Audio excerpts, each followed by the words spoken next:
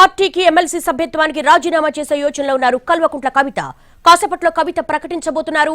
MLC పదవిపై BRS ఫిర్యాదు చేయకముందే పదవి వదులుకోవాలని నిర్ణయించుకున్నారు కవిత. పార్టీతో పూర్తిగా తెగదెంపులు చేసుకోవాలనుకుంటున్నారు కవిత. పార్టీకి ఎమ్మెల్సీ సభ్యత్వానికి రాజీనామా చేసే యోచనలో కల్వకుంట్ల కవిత ఉన్నారు. ఆ విషయాన్ని కాసేపట్లో కవిత ప్రెస్ కాన్ఫరెన్స్ ద్వారా వెల్లడించే అవకాశం ఉంది. ఎమ్మెల్సీ పదవిపై బీఆర్ఎస్ ఫిర్యాదు చేయకముందే పదవిని వదులుకోవాలని ఆమె నిర్ణయించుకున్నట్టుగా తెలుస్తోంది. ఎమ్మెల్సీ కవితపై బహిష్కరణ వేటు పడ్డాక ఆమె సస్పెన్షన్ గురైన తర్వాత ఆమె తన పార్టీకి అలాగే ఎమ్మెల్సీ పదవికి కూడా రాజీనామా చేసే యోచనలో ఉన్నారు. పూర్తిగా బీఆర్ఎస్ తో తెగ తెంపులు చేసుకునే దిశగా ఆమె అడుగులు పడుతున్నట్టుగా తెలుస్తోంది.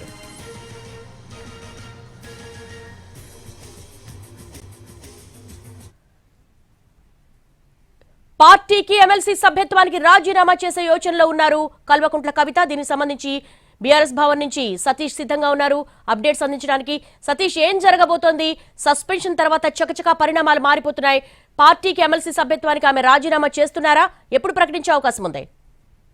బీఆర్ఎస్ పార్టీకి కవితకి బంధం తెగిపోయిందని చెప్పుకోవచ్చు. బీఆర్ఎస్ పార్టీకి సంబంధించిన వ్యతిరేక కార్యకలాపాలు చేస్తుంది కాబట్టి పార్టీ నుంచి సస్పెండ్ చేస్తున్నామని చెప్పి కొద్దిసేపటి క్రితమే ఒక నోటు రిలీజ్ అయిన తర్వాత దీనిపై కవిత ఆమె సమాలోచనలు చేస్తున్నారు. మరికొద్దిసేపట్లో మీడియా సమావేశం కూడా పెట్టబోతున్నారు. ఆ మీడియా సమావేశంలో చాలా కీలకమైన నిర్ణయం కవిత తీసుకోబోతుంది.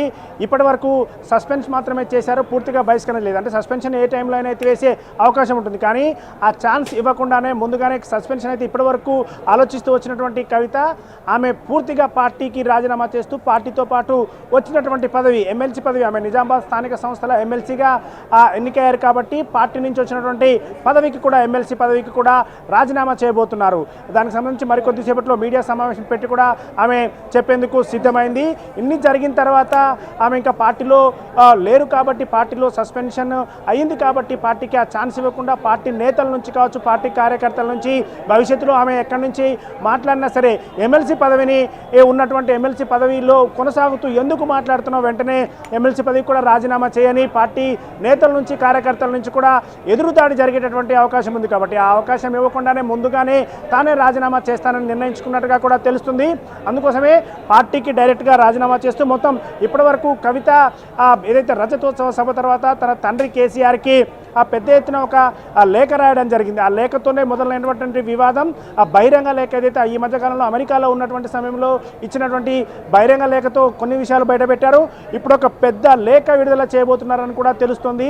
ఆ లేఖతో పూర్తి వివరాలు ఇస్తూ ఆమె ఎందుకు పార్టీకి తానేం చేశాను, పార్టీలో తాను ఎలాంటి అవమానాలు తాను చెందాననేటువంటి విషయాలను పూర్తి స్థాయిలో పెద్ద ఎత్తున ఇప్పుడు ఇంతకుముందు తన తండ్రి లేఖ రాసింది, కానీ ఇప్పుడు బహిరంగ లేఖ రాయబోతుంది. మొత్తం తెలంగాణ సమాజానికి బహిరంగ లేఖ రాసేందుకు సిద్ధమైనట్టుగా కూడా తెలుస్తుంది. మీడియా సమావేశం పెట్టడం, ఆ మీడియా సమావేశంలోనే ఆ బహిరంగ లేఖను కూడా విడుదల చేస్తారని చెప్పి కూడా ఆమె అనుచరులు చెప్తున్నారు. ఇప్పటికే ఆ కవితకు సంబంధించి ఆమె నిన్న మీడియా సమావేశంలో మాట్లాడినటువంటి సమయంలోనే ఇక ఇంత జరిగిన తర్వాత కూడా నేను పార్టీలో ఉంటానా అంటూ ఆమె నర్మగర్భ వ్యాఖ్యలు చేసిన తర్వాత కూడా పార్టీ ఆలోచించింది ఇంకా ఏదైనా అవకాశం ఉంటుందేమో అని ఆలోచించింది. కానీ అవకాశం అంటే కేసీఆర్ దగ్గర నుంచి ఎట్లాంటి మాటలు వస్తాయి, కేసీఆర్ తన కూతురుగా కొనసాగుతుంది, పార్టీలో ఇంత కీలకంగా ఉన్నటువంటి ఆమె కూతురుగా కూడా కొనసాగుతూ వస్తుంది, కూతురుగా ఉంది, పార్టీలో కొనసాగుతూ వస్తుంది. కాబట్టి ఏ నిర్ణయం పట్ల కొంత ఆచితూచి వివరించారు. ఆమె మాట్లాడిన తర్వాత దాదాపు 22 గంటల తర్వాత నిర్ణయం తీసుకుంది పార్టీ.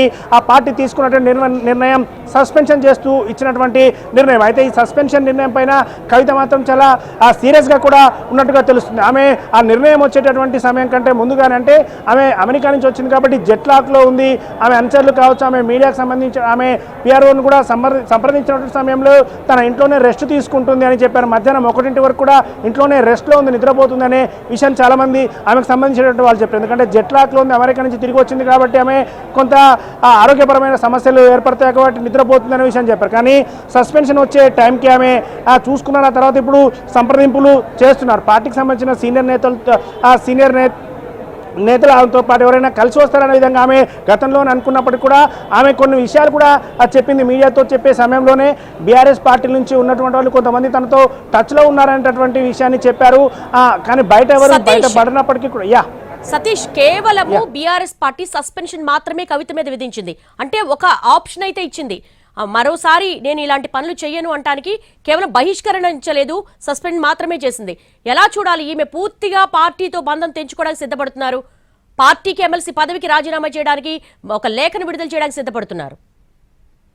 దూరంలోనే ఉందని చెప్పుకోవచ్చు. ఎందుకంటే పూర్తిగా 100%కి 100 కాకపోయినా సరే ఒక చిన్న ఛాన్స్, ఎక్కడో ఒక ఛాన్స్ ఉంది అనే విధంగా బీఆర్ఎస్ పార్టీ ఒక చిన్న లూప్ హోల్ని పెట్టుకుంది. అంటే పూర్తిగా బహిష్కరణ వేటు వేయకుండా సస్పెండ్ చేస్తూ నిర్ణయం తీసుకుంది. అంటే సస్పెన్షన్ ఏ క్షణంలో అయినా సరే ఎత్తివేసేటటువంటి అవకాశం ఉంటుంది కాబట్టి ఆ విధమైనటువంటి అవకాశం బీఆర్ఎస్కు ఉంది. సస్పెన్షన్ చేస్తూ నిర్ణయం తీసుకుంది. అయితే ఈ సస్పెన్షన్ కాదు, ఇక నేను పూర్తిగా పార్టీకి దూరం అవుతాను, నాకు బీఆర్ఎస్ అవసరం లేదు అనే విధంగా కూడా ఆమె ప్రకటించే అవకాశం ఉంది. అయితే ఇప్పుడు బీఆర్ఎస్ పార్టీ వర్గాలతో పాటుగా కవిత అనుచరులు ఒక కీలకమైనటువంటి అంటే అనుచరులో జరుగుతున్నటువంటి ఒక చర్చ, ఆమె కేసీఆర్ పై ఏమైనా వ్యాఖ్యలు చేస్తారా లేదా అనేది మాత్రం ఒక సస్పెన్స్గా ఉంది.